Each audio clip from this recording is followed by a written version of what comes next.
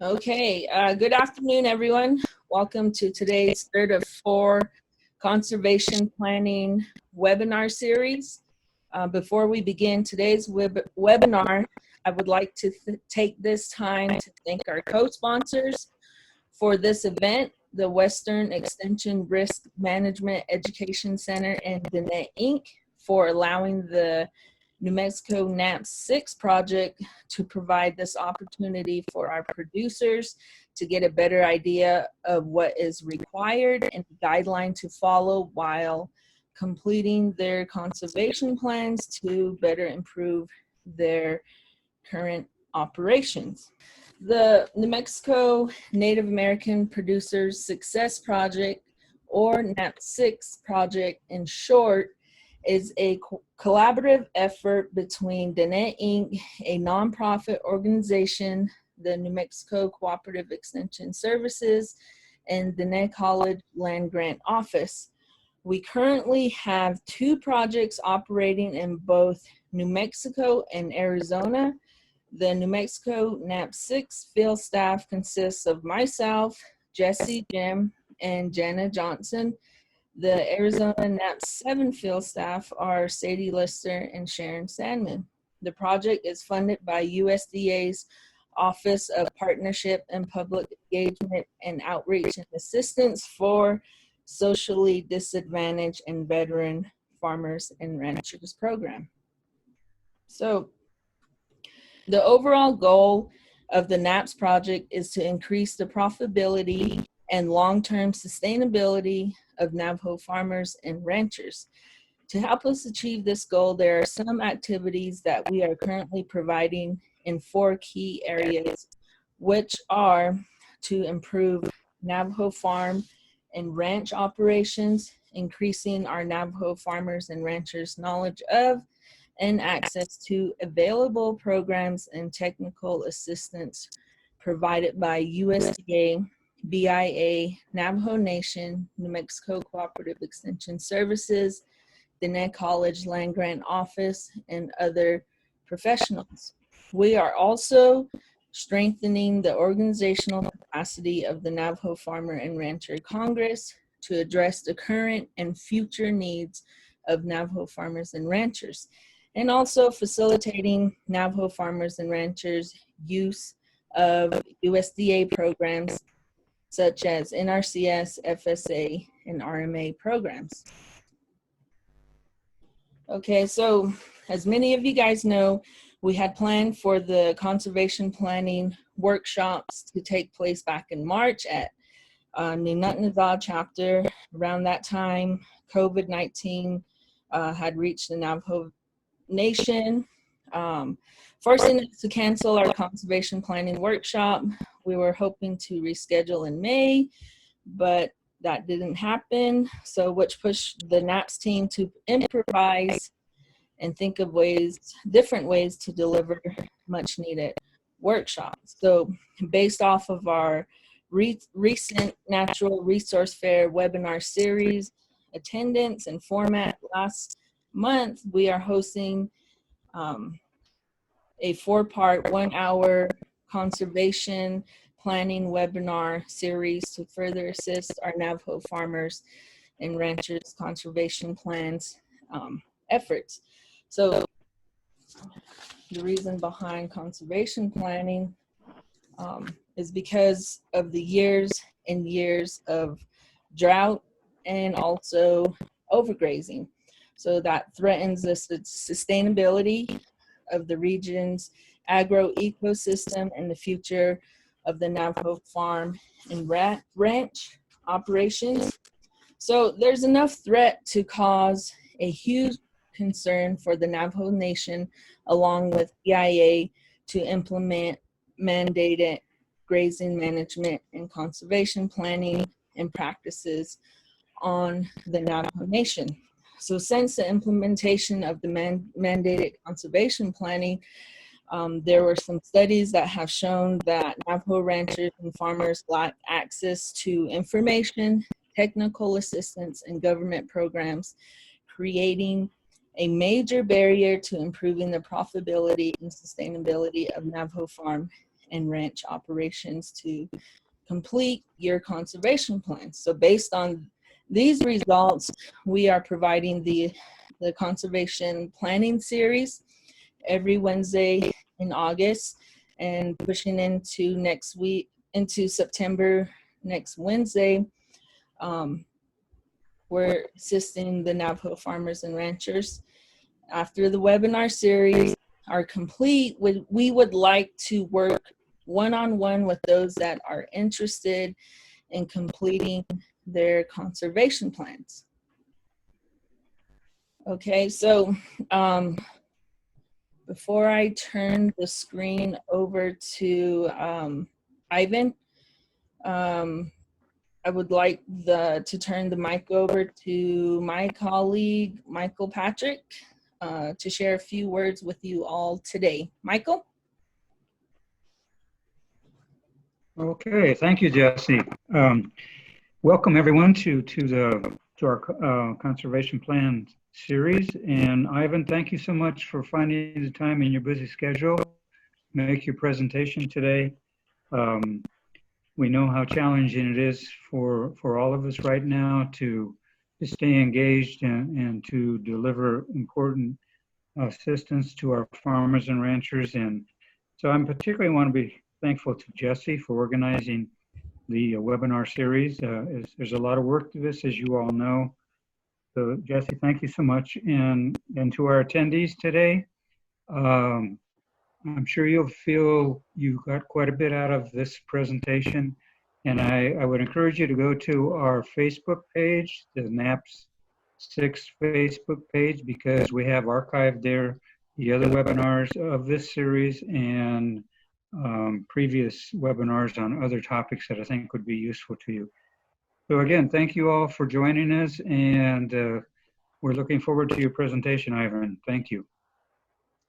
Okay, thank you, Michael. Sorry about the title there. I had changed it back, but anyhow, I'll go ahead and introduce our presenter today. Like I said, Ivan Vicente with the Navajo Nation Department of Agriculture, the extension agent. And today he's going to be presenting, it should be ranch management plan.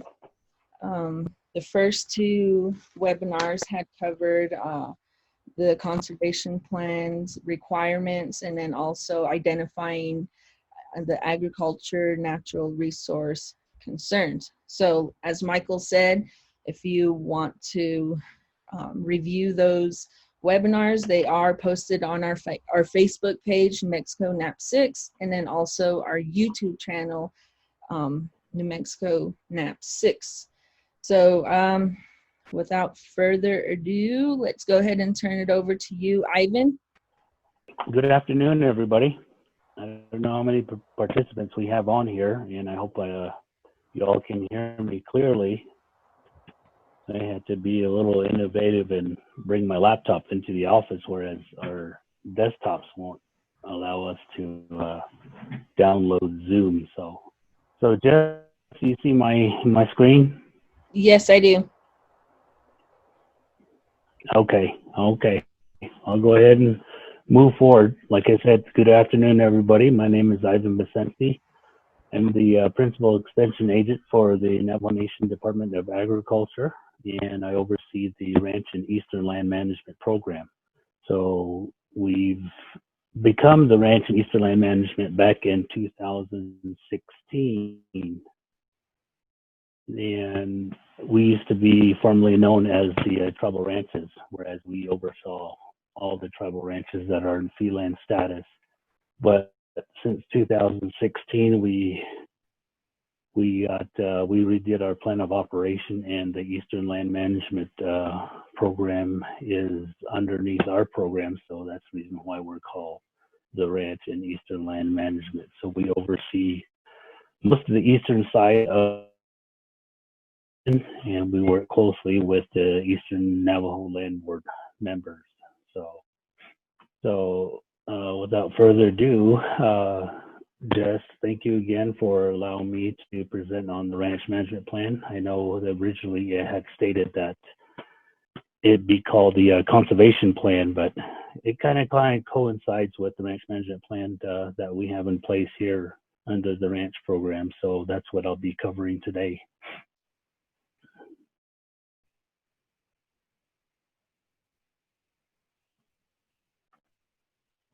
So the Eastern Ranch and Eastern Land Management staff, of course, is myself, Ivan.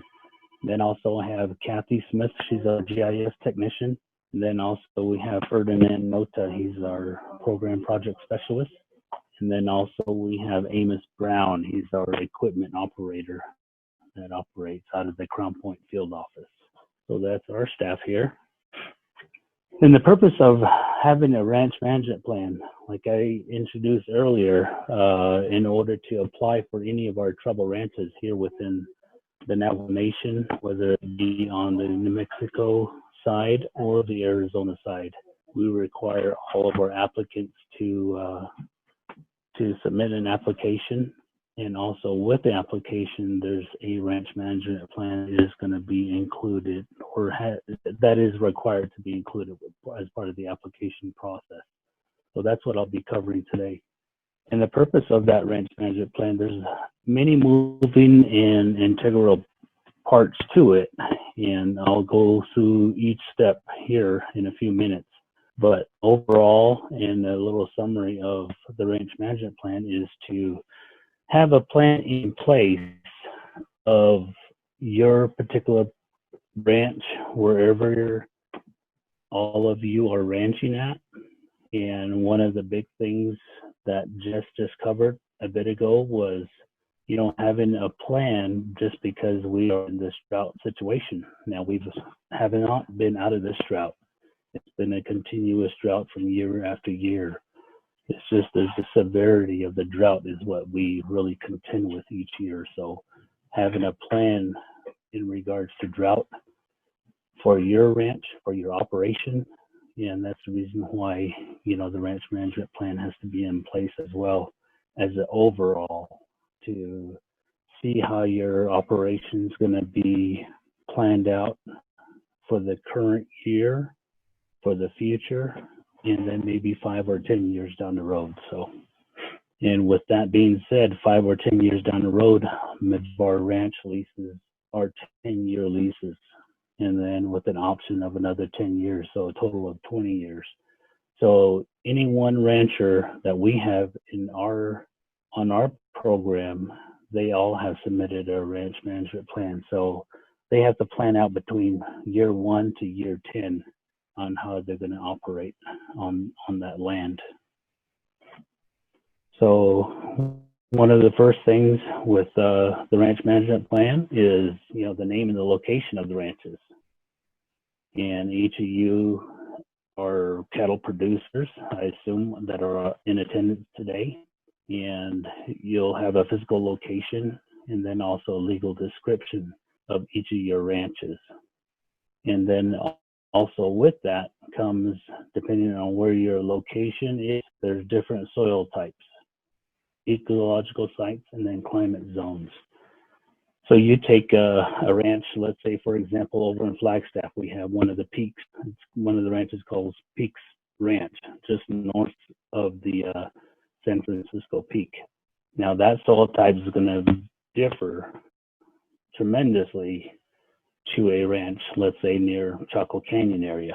So you got different soil types, and then you've got two totally different ecological sites. And of course, also the climate zone. So if you take the Peaks Ranch, for example, within the area of Flagstaff, there's been some volcanic activity. So you would see a lot more volcanic sand, those type of materials that are in the soil there, versus an area over in the Chaco Canyon region where you may have some sandy soils or a little bit of clay. So totally two different types. So that's very important to take a look at when you're looking at your ranch management plan, is the location, the soil types that you have, the ecological sites, the climate zones, and the climate zone, I think right now is, we're totally in a drought, but it also, when you take a look at your drought monitor, and here through the office here, we utilize the U.S. Drought Monitor that is put out by University of Nebraska, and you go from a D1 to a D4 stage. So within the state of New Mexico, we see, from McKinley County, we see a D2, and then just a little bit of San Juan County, we see a D3 as well. So you could tell the difference between those drought determinations that's put out by the university there. So again, with soil types, you see totally different type of in a sandy or maybe a clay soil type area versus, again, I'll use Peaks Ranch over in Flagstaff, to where you got a lot of volcanic type of soil out there. So those are some areas that are very important to take a look at. So next would be the livestock management plan that would be included in the overall ranch management plan. First, you have depending on what type of cattle and if you're going to run a cow-calf operation. Now, livestock management plans can vary depending on whether you're going to have a cow-calf operation or you're going to have a stocker operation and the likes. But through our Tribal Ranch program, we mainly have cow-calf operators. So then again, depending on the type of breed that you prefer, there's quite a bit of people that prefer Angus, straight black Angus, maybe even red Angus. Then you got some that are running some Herefords out there. And then also, what are your production goals? So when you choose the type of breed preference you're going to operate on your ranch, you got to set up some production goals. Now, production goals is, of course, if you're a cow-calf operator, you're looking at calves that are being produced after you breed. So what are your set goals for your calves? And of course, one of the main goals is to have a live calf drop after breeding. So once it comes calving time, you may have a specific goal that you want to each particular year, depending on where you're at within your operation. I'll give a little bit of history on this portion where I like to, talk about our Black Angus bull program that we have with the Tribal Ranches. Is back in 2010, we brought in some registered Angus bulls.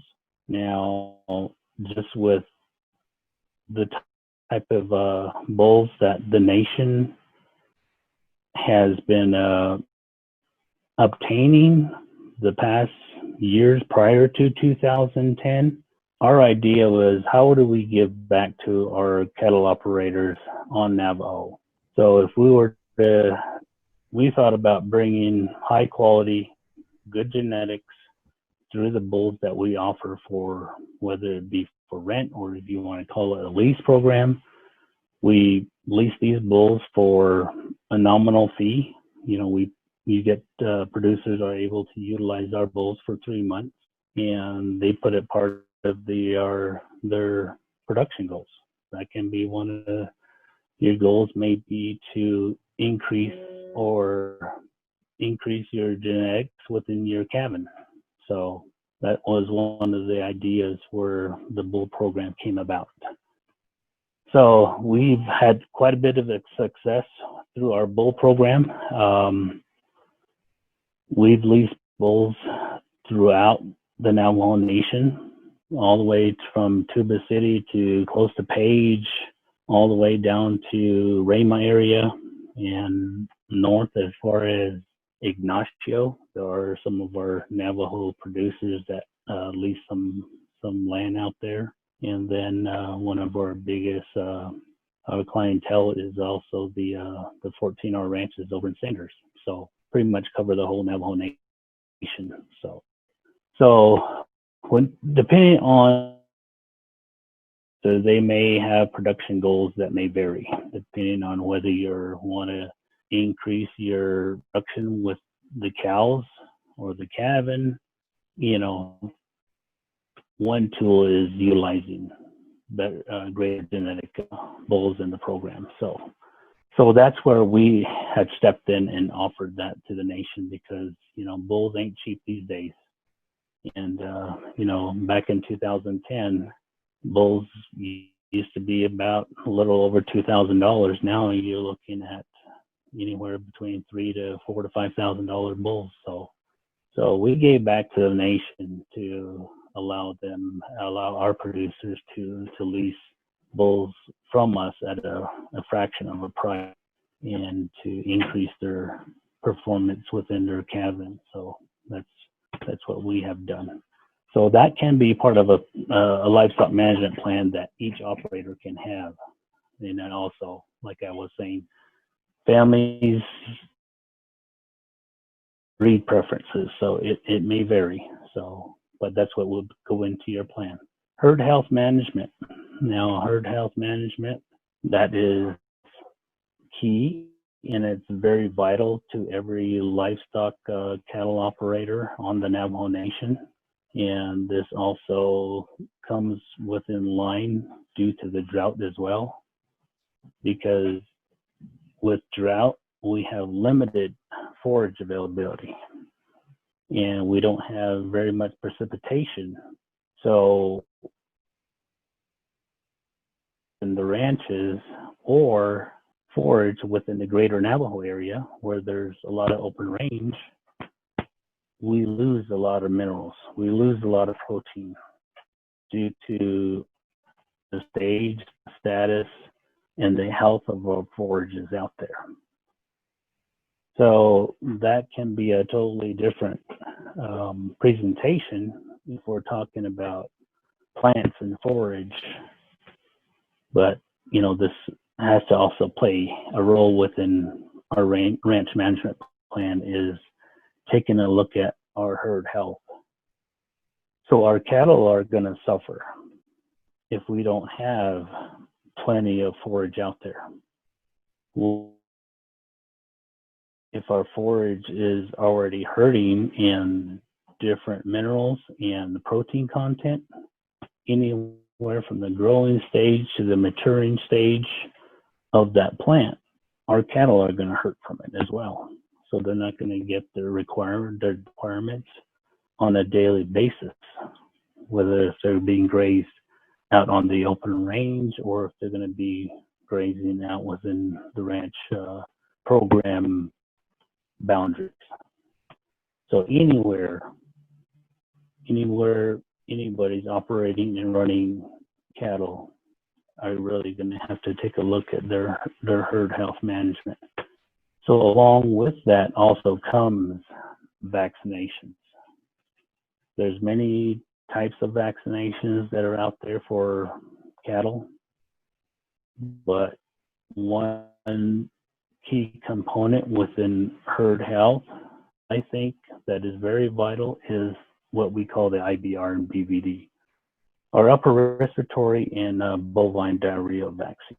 You know, that's a little bit on the hefty side once if somebody is to go out and purchase, let's say, a 50-dose vial of virus shield.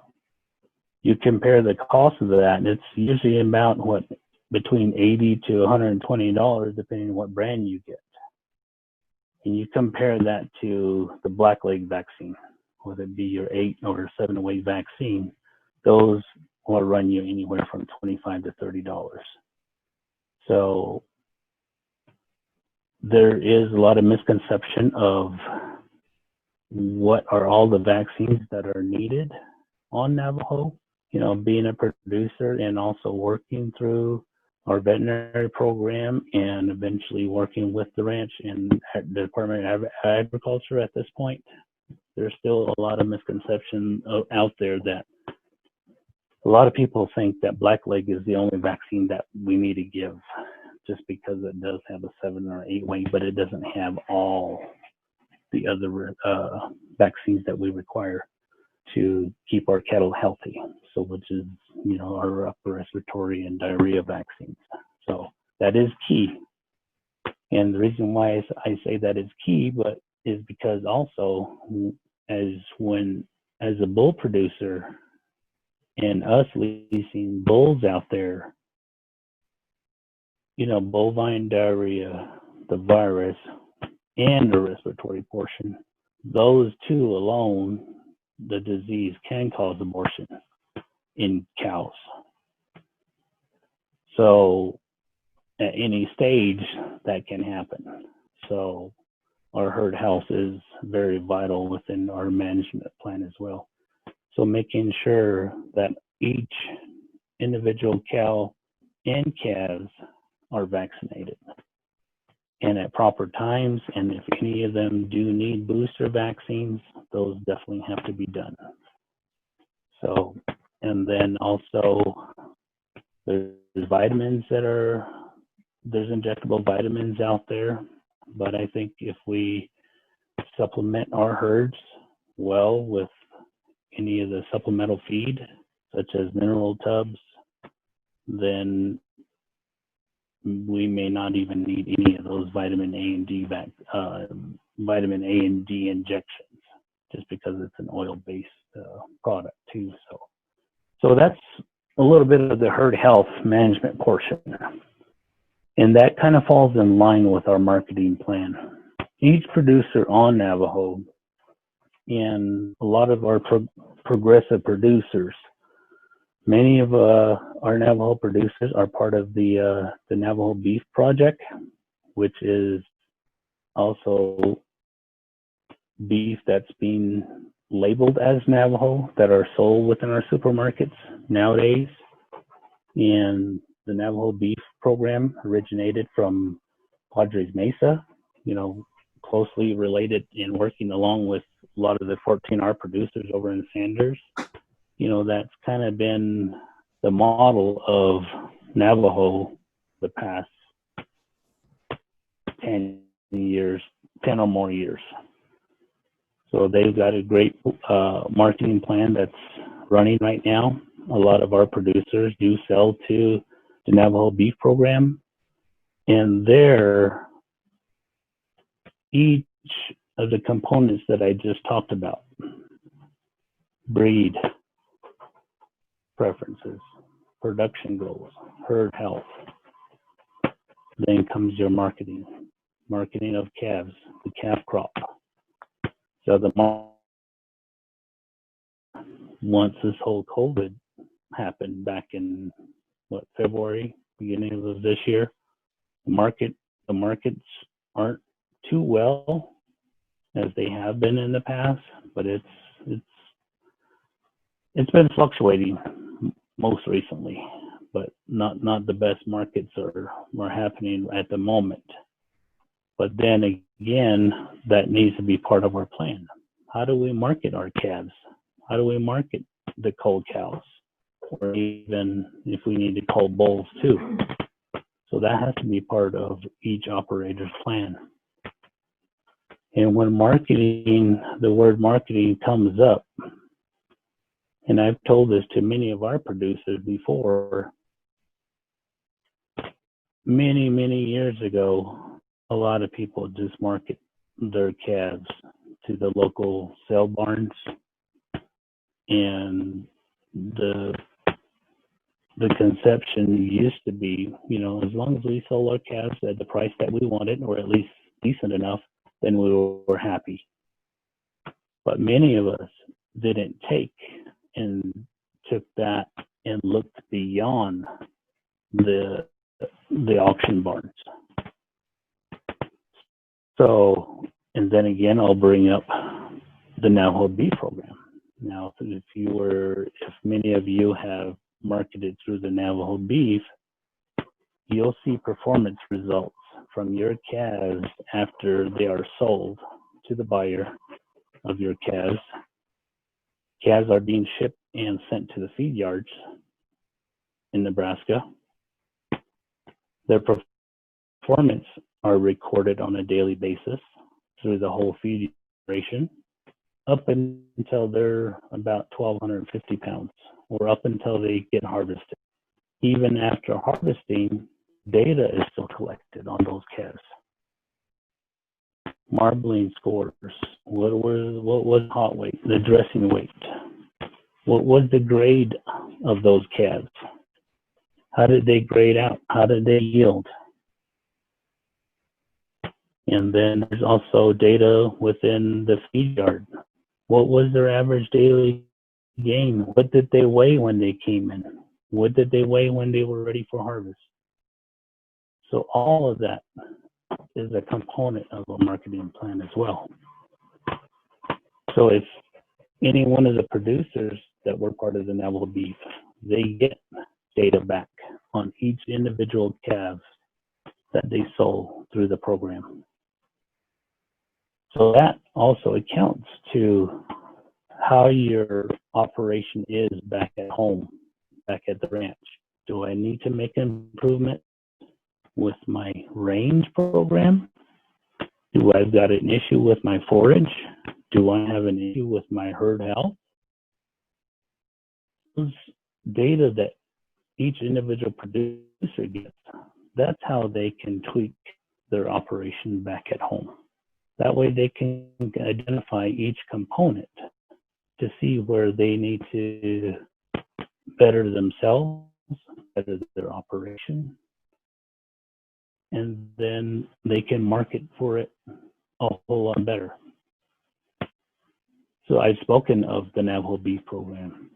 That is one avenue, but we also have some cattle producers that have their own contacts that can sell private treaty to cattle buyers out there. And then we also have some producers that are utilizing their cattle for self-use. I've got 2 ranchers within my program that send their cattle to get harvested, fill up their freezers to have that beef year-round. So they get their beef labeled as their own ranch, under their ranch name. So marketing can be a variety of things. You can market at your own, the local sale barns. You can be part of the Navajo Beef Program.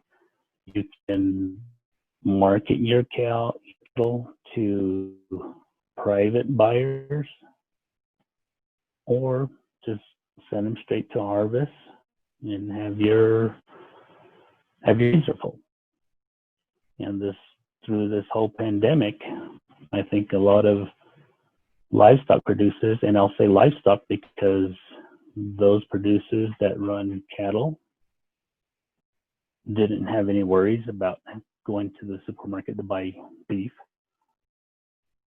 Those producers that have sheep harvested sheep on their own, so they had mutton or lamb to eat. So I think through this pandemic, a lot of livestock producers already knew what to do, and were prepared. So that's a little bit about the marketing plan. Also, under the topic livestock management plan is annual livestock count and record keeping. And through the ranch here, we do livestock counts and livestock tallies. We sit down with our ranchers and they provide us the numbers.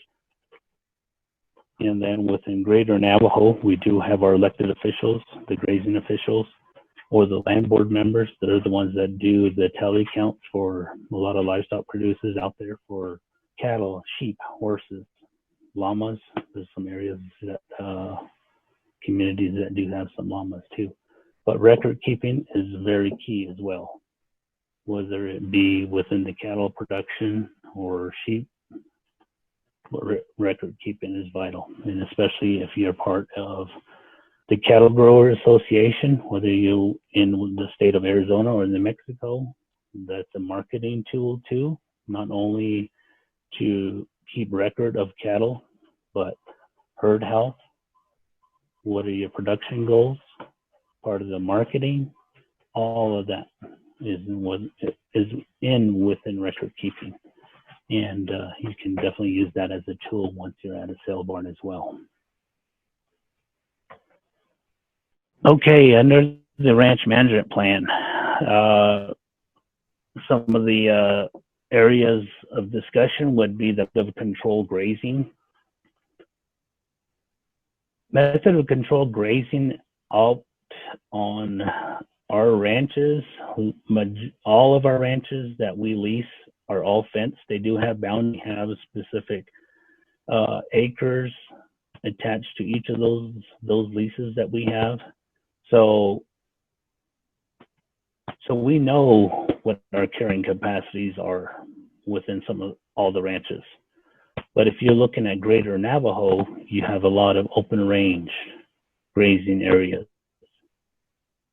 So it's a little difficult to say for a producer out on the open range to say that I have about 4,000 acres that I run cattle. And I run 80 head of cattle on 4,000 acres. You know, it's hard for someone to state that out on an open range area. But within controlled areas, there is a tool, and there is a term that's called a range management unit that can be established within an open range situation. And any operator or operators within a community can apply for a range management unit, or a few operators within that community can determine and say, we want to establish a range management unit. But a controlled grazing area is the best method, so that as a cattle operator, you would know how many acres you have, what are your forages there, what are some of the weeds that one may have within an area. So controlled grazing would be the best method. Conservation strategy to increase carrying capacity. Now, kind of goes in line with what Jess had stated earlier in the introduction. We've been facing drought for so many years, and I think within the past 4 or 5 years, it's just been getting severe and more severe each year. So how do we conserve? What is our strategy to conserve our forages out there? How do we conserve the grass that's available out there?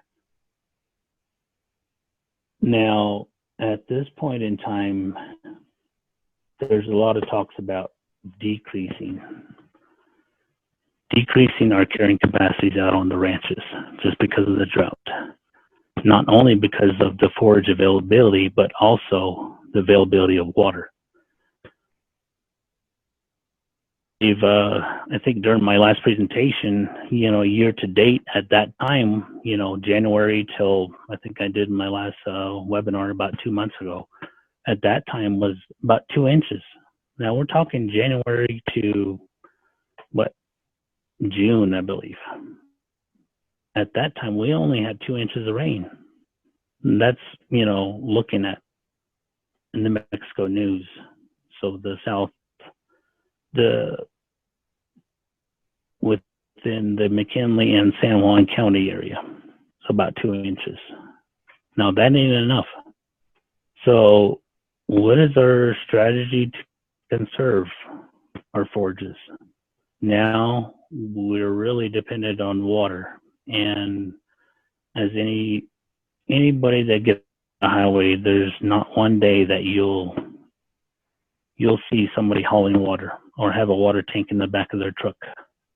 So they're hauling water for their livestock. So water is very vital at this point in time. During this whole COVID pandemic that really set a lot of programs behind, such as our Navajo Nation Department of Water Resources, to go out and repair a lot of our windmills. So that has to be part of our plan. What am I going to do when I run short on grass? What am I going to do when I run short on water? What can I do? What can I do immediately? Who do I have to work with in order to conserve? Or who do I work with to maintain what I have right now? But now we're in August and marketing is at our door pretty soon here. But we still deal with the decrease of the forage availability. We also deal with our water shortages every day. Those two are very important to get to our marketing. We don't want to lose any more weight on our calves at this point before we get to the sale bar or whoever we sell to. So we really have to be conscious of what our carrying capacity is at this time.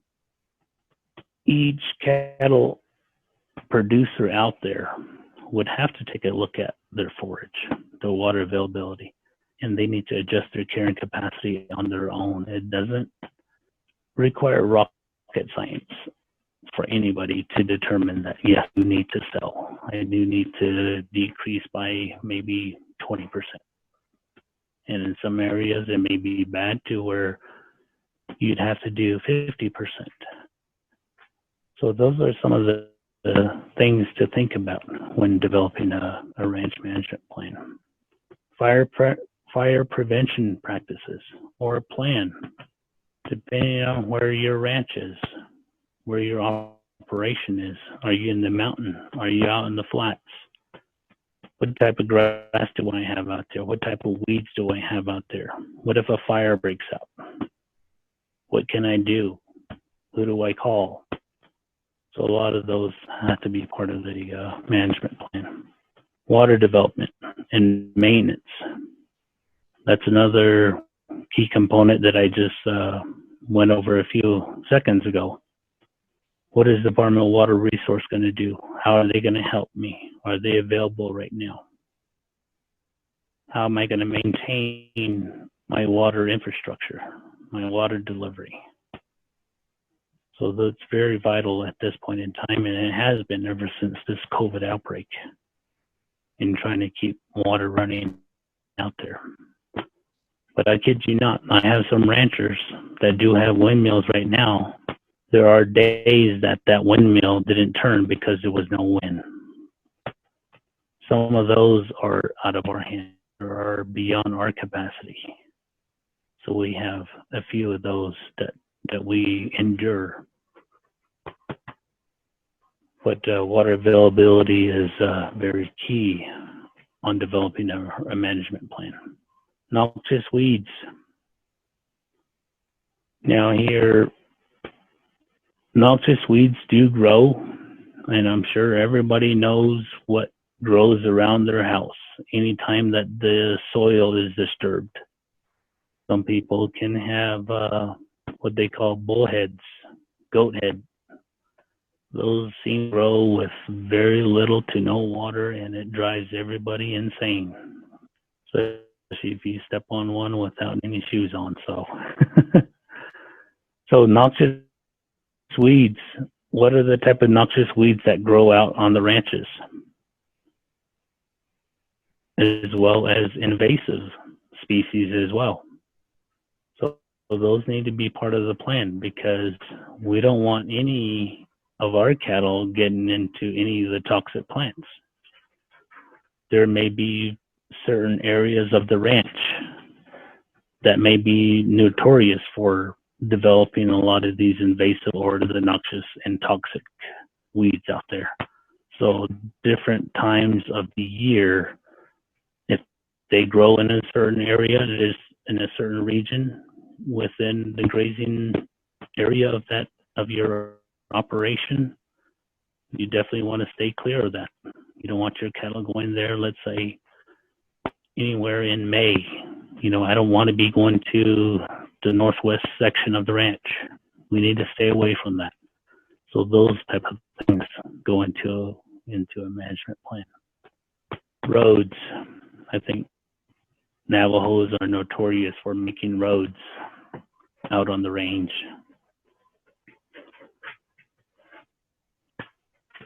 And I say this because you take a look at, I think mostly everybody does have a smartphone. They have a mapping application on their phones or on a computer. You take a look at Google Earth. You zoom in and you look at the satellite view on a lot of these infrastructures, on a lot of these homes. There may be about 5 or 6 roads to one house.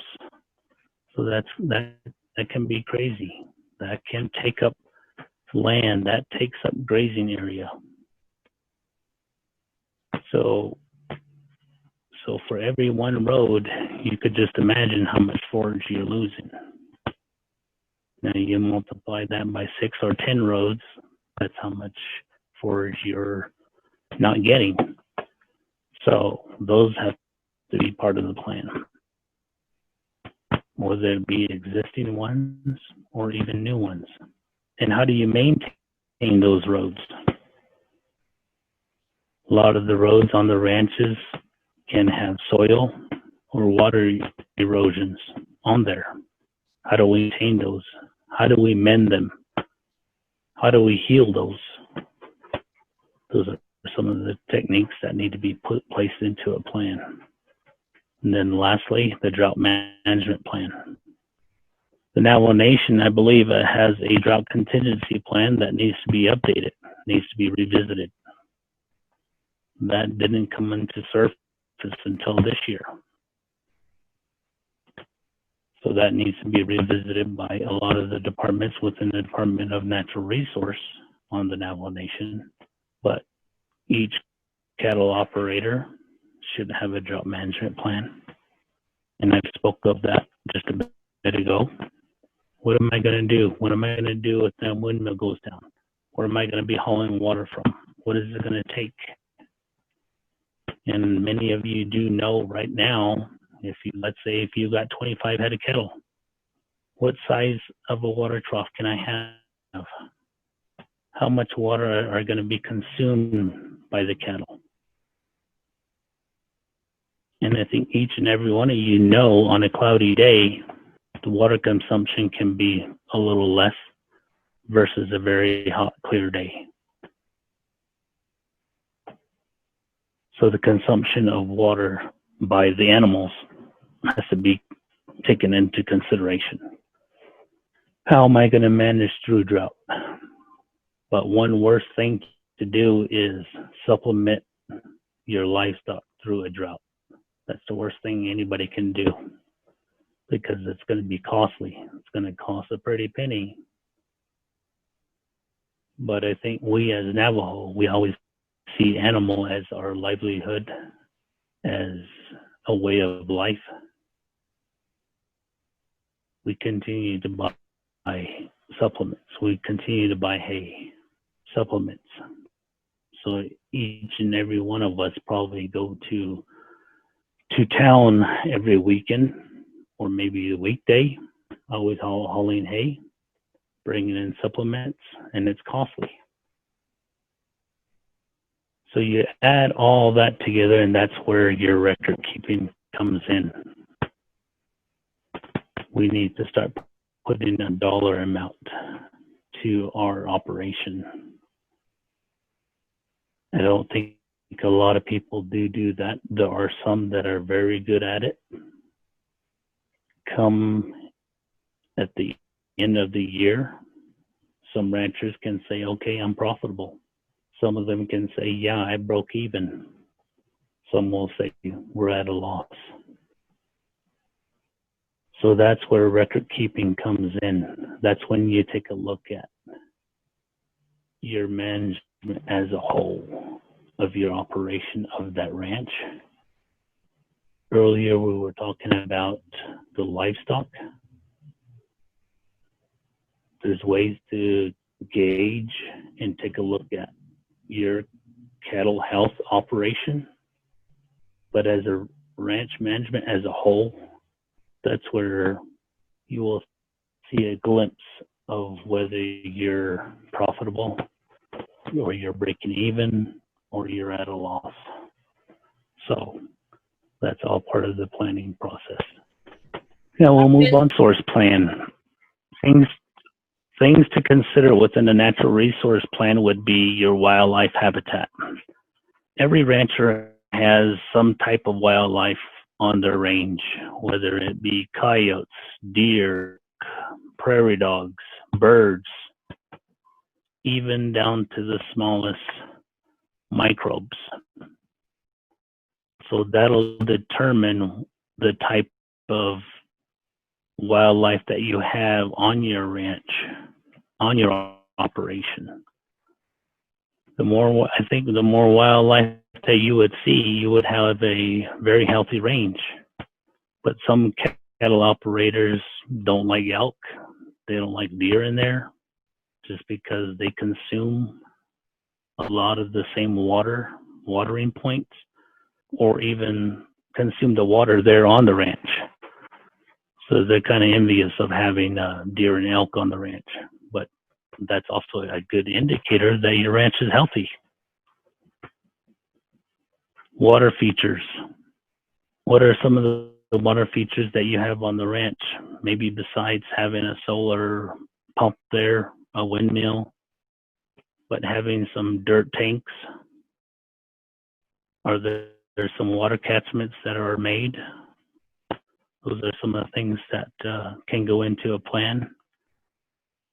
Any existing earth tank that a rancher does have at this point, with our drought situation right now, they can be cleaned out. That should be a time to clean them out.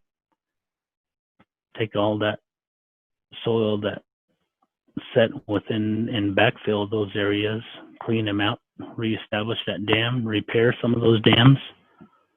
So those are some of the things that can go into a plan. Cultural sites. There are some ranches that we have, especially near the Chaco Canyon area. We have some cultural sites within those areas, and even within open range. There's a lot of cultural sites out there that we don't know of. So just making sure and steering clear of some of those sites. You can't disturb them. You can't build on them, because there are some cattle operators that may want to set up a new pen, a corral, maybe a shade for their cattle. You know, you have to be conscious of those cultural sites. Medicinal plants and herbs. Those are that may be a lot of us that don't consider on a daily basis. And there's a lot of tradition that goes into our culture as being Navajo. And a lot of the medicinal plants and herbs are located on range out there. So we got to know what we have on our, each cattle operator should be able to know what type of plants they have on their ranch, whether they're forage, whether they're shrubs, where there's some of these medicinal plants, herbs. So those areas can be harvested too. So those all have to and should be within our ranch management plan and be listed under the natural resource. And then any other natural resources that are not listed above. Within our ranches, we do have some, especially towards the Chaco Canyon area, we have some dwellings, and we have, the cliff itself that can be boundaries. Those are some of the things that can be listed under our natural resource plan. Plans for infrastructure.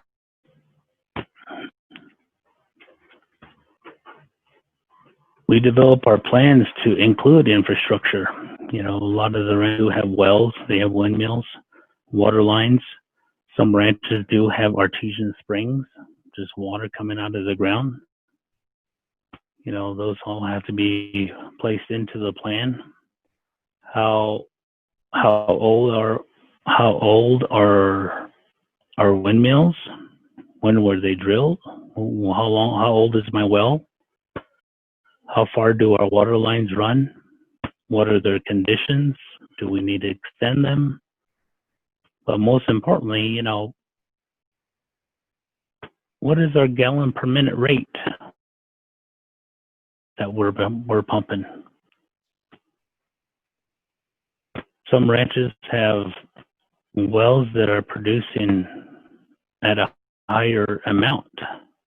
Those could be part of our plan to extend some of those water lines. Some ranches only have one or two water troughs. And I'm sure some of our cattle operators, you know, don't even utilize a certain portion of the ranch just because water is not available near those areas. So a lot of the cattle will stay near where the wells are. So those need to be put into the plan. How am I going to extend some water lines? Fences, corrals, barns. Now, if the ranches are already fenced, there's going to be a need to maintain them, maintenance them. At some point, maybe even tear down the whole thing, run some new fencing. And there can be plans within that ranch management plan to do some cross fencing,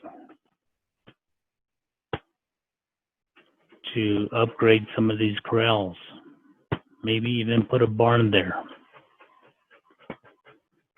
But it just depends on where your operation is, and if it's solely you're the only operator there, then you could probably build corrals and barns. But sometimes you have to check with your elected official, whether it be a grazing committee member or a land board member.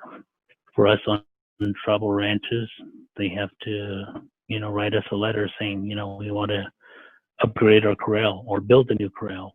If there's not an existing corral at the time, maybe putting in a barn. So those are the type of things that one can plan for. Solid waste issues. Now in tribal ranches, we do have some ranch houses that are still there, or ranch camps. What are the conditions? Does it just need to be demolished? Does it just need to be taken down? Can it be upgraded? Can they be maintained? So those are some of the ideas that can go into a plan. And lastly, cooperating entities and key contacts. Now, depending on where all our cattle producers are, at one point or another, you're going to be working with the Bureau of Indian Affairs, also known as BIA, their Natural Resource Division. Some may work with the Bureau of Land Management if you've got some BLM lands within the ranch. Some areas may not even be fenced, but taking a look at these key areas and looking at a map, some ranches may have BLM, some of them may have state, some of them may have Indian allotments in them. Then working also with the Navajo Nation, USDA, working with NRCS and FSA. Next one's the USFS, the Forest Service, working with the state land departments, or even working with private landowners.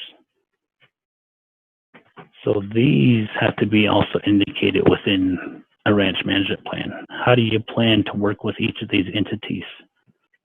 Maybe not necessarily work with them, but how am I going to look for technical support from them, such as USDA? How is BLM going to help me? How is the Navajo Nation going to help me? There's a ton of programs through NRCS, through FSA. Now, NRCS does have a great conservation plan that they have technical advisors that can help with that. It doesn't cost a thing, but it just works. You just have to go out and sign up with them. They'll go out into the field with you. They'll ask you what are your resource concerns, depending on whether you're working, in this case, we're talking about ranch operations. What are your concerns out there? Are you concerned about water erosion, soil erosion, forage availability, air quality, even water quality? You know, there's a lot of wells out there, and there's some ranches that may have previous exploration wells that were drilled that are just capped. Some of those caps have rusted off. There may just be water coming out of the ground, you know. You take a look at those. Take a look at the water quality. Take a look at the water quality from your existing wells. Is it good quality water for my cattle to drink? You know, those are some of the key things that NRCS can help with. Water Resource can help with that under Navajo Nation. Even us with Department of Agriculture, we have some staff that should be able to go out there and obtain at least a water sample, get those tested. So each of the entities that are listed here are great assets, great people to work with to develop these plans. So all this comes together within a ranch management plan. Everywhere from start to finish, where your ranch is, taking a look at your range health, taking a look at your cattle health. What are going to be your goals, your production goals? Why do you even have cattle? What are your goals short term? What are your goals long term? But one of the biggest things right now that we're continuing with is with drought at this point in time. So all that should be within a ranch management plan, and working with these entities as well. So that's what I have for today. We have a question here. What were your genetic selection criteria? Selection that we have within, okay, I'll utilize, we got some new yearlings this year. We got 32 new yearlings. What we look for and what we want for our Navajo producers is, you know, low birth weights, and then also looking at calving ease, just so that our producers out here, we have cattle producers that have cows that range from, you know, being small frame all the way to large frame, and we really don't want to purchase too many bulls that have higher birth weights. So we usually look for low birth weights, and then also a higher number on the calving ease, so that nobody's busy pulling calves, you know, all winter long. But then again, you know, we purchased these bulls from the state of Montana again back in 2010 and 2012. We originally purchased what we call basin bulls. It's off the Basin Ranch. So 10 years later, 2020, I've made another purchase from that same ranch, but the father sold the ranch to the younger boys, and now it's called Stevenson Diamond Dot Ranch. So these bulls are coming with the same genetics as they had back in 2010, and I like the cattle. I like the bulls, and I kid you not, a lot of my 9 and 10-year-olds were still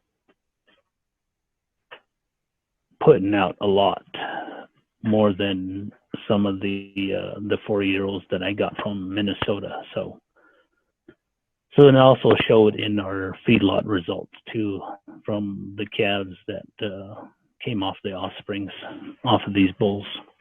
So we were pretty impressed, and we made another purchase from that same ranch.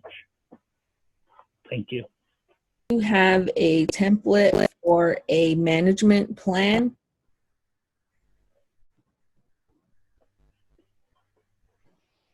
Yes, I do. And that's exactly the template that I just or my presentation that I just went through. That is the template that we have to apply for any of our ranches. So I can share that with you, Jess, and then also you could email those out to any of the operators that want an electronic copy of the plan. The conservation plan, that is required by the BIA. And now I'm speaking in terms of the Eastern agency. The BIA does require that each permittee or a new permittee that's obtaining a grazing permit, that they have a conservation plan with their range unit. And this can be also part of the plan. But the conservation plan may be more, I think it will be more detailed within the area description, the soils, the carrying capacity, the soil, the range health.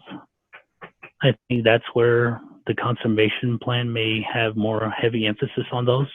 Right. Just like I was talking about earlier about NRCS having to develop a lot of conservation plans for their programs, I think that would be more similar to what BIA is looking for. At the tribal ranches, how much USDA, NRCS, FSA program funds are currently used to assist with the fire prevention, water development, maintenance, noxious weed control, drought management plan, infrastructure, etc.? Okay, I would say it's a little on the low side at this point, maybe about 10 to 15%. But prior years, there was a lot of participation in it, and a lot has to deal with me getting a lot of my leases approved and moved forward with. But I think a lot of our producers on tribal ranches utilize the water improvement areas, and then also I would say water improvement, fencing, a lot of cross fencing is used on that too. And then right now we're looking at 5 ranches where we're converting windmill to solar. And that's going to be working with NRCS too. As a nation, that's going to be a bigger project. But on an individual basis, a lot of our producers utilize NRCS for water development, fencing, and range management. And then there are a few of them that are part of the conservation and stewardship program. What are some other sources of management funding are available to land users to supplement their management needs? I think right now would be the Navajo Nation Agriculture Infrastructure Fund.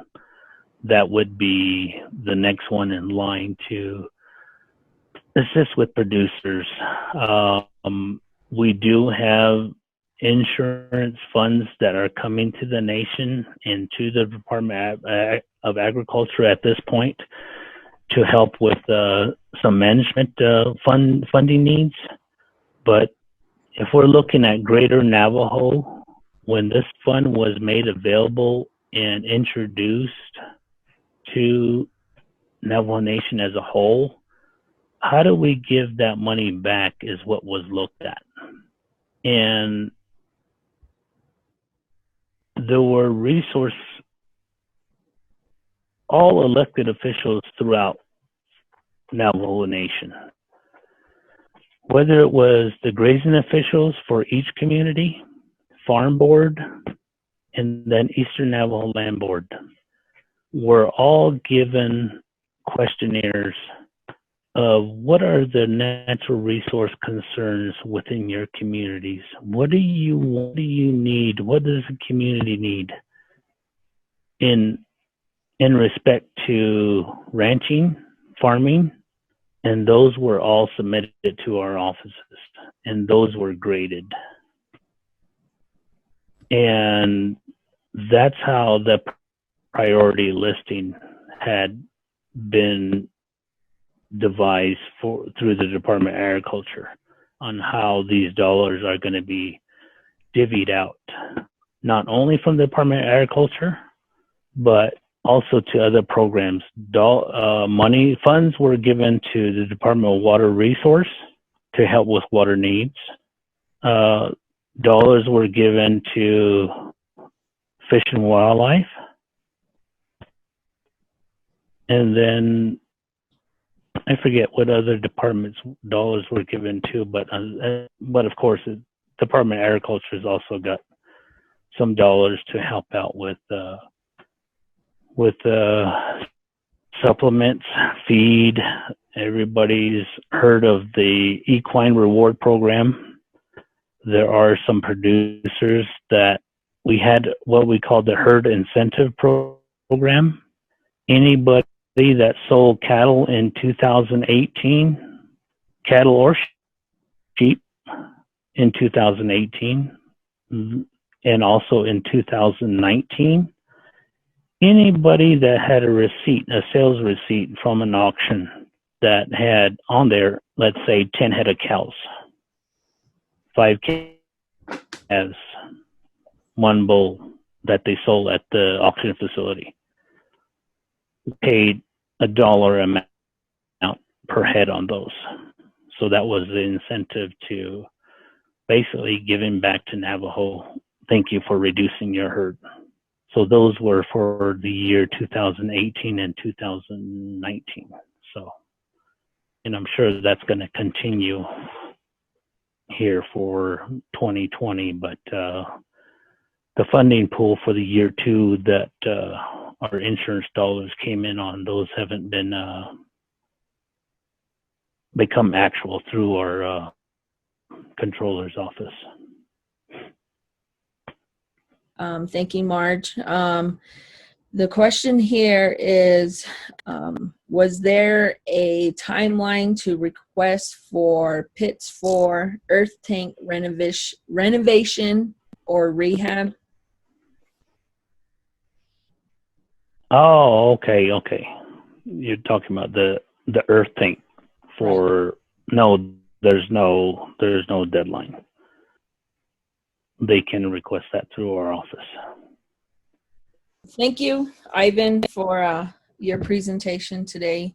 It's very informative. And I know the first presentation Benita Litzen of the Ned College had provided was just a general overview of the conservation plan requirements.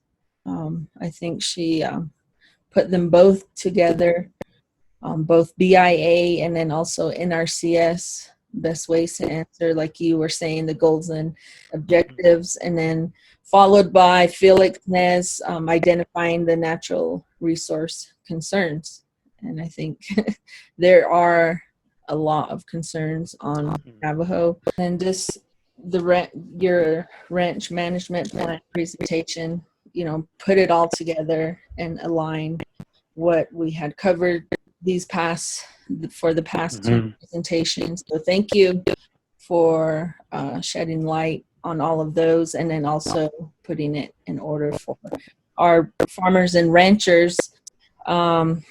Before I end here, if you guys have any questions, if you guys would like a template, the BIA template, and then also NRCS template, either farming or range conservation plan templates. Email me here on the screen, jess.jim84@gmail.com. And then also visit our Facebook page and YouTube channel. If you like to see the previous presentations or any of our presentations, they're there for your reference. And then if you would like to join our monthly newsletter, email me and we'll get you on the list.